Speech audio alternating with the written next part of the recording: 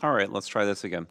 So let's say we want to develop a bill of materials and an exploded view from an assembly. So the only way you can get to a bill of materials and an exploded view is from an assembly. You can't do this in the Part Studio. So to do this, what we're going to do is create an assembly, give it a name that you recognize after it generates, something better than assembly 1, please.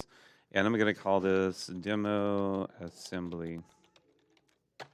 All right, the next thing we need to do is insert our parts.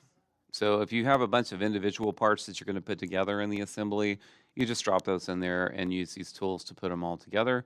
I'm going to use this multi-part studio for just because it'll go faster. So I'm going to put this one in here and just click where you want it and hit check right there. All right, I don't like this view because when I explode this, it's not going to be in the right place. So I'm going to rotate it to something where I can see all of it. So I like this one. I'm going to make a named view and just give it a name you'll recognize. I'm going to call it ISO A. It's not the original isometric view, it's a new one, okay? So now I have a named view called ISO A that I can use in my drawings later. Next thing we want to do is open this. We're going to add a bill of materials for this part, and it's working on it. So there it is. We don't have a part number defined, so I'm going to remove it.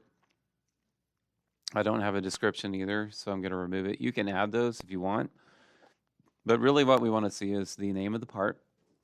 And I also like to include material. This is why I had you set the material earlier. And now we can see the item, the quantity, the name, and the parts, what it's made out of, okay? Next thing we want to do is add an exploded view. And this is kind of weird. I don't know why you have to do this, but if you're in the assembly and you don't see add an exploded view, if you go to something else and then come back to it, now it says add exploded view. I don't know why it is. So if it doesn't show up, just switch to another part of your document and come back.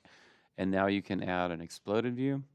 So what I'm going to do is I'm going to move these 3 out pretty far. I'm going to move these 2 out and then separate them, and I'm going to move this one backwards. So to move the first 3, I'm going to click on these 3 first, these pins, and I'm going to grab this arrow and drag it this way. So that moves all of those together, and I'm going to move them pretty far out so I can see this, so I can have some space between. So there we go. I like that. Check. Now I'm going to get these 2, and I'm going to drag these 2 together somewhere in between, and then I'm going to hit check, and then I'm going to click off of one of those. I'm going to move the red one up, so we can click on it and drag it up, and check. And then I'm going to take the blue plate, and I'm going to move it backwards, okay? And then hit check. So now we have an exploded view of this part. If you double click it, or we need to hit done, and then it goes back together. If we double click exploded view or exploded 1, it'll expand again, okay? So once we get to this point, we have a bill of materials and an exploded view and a named view that we like that shows the part. We're ready to do our first technical drawing page, the first page. All right, so I'll stop here and do that as another video. Thanks for watching.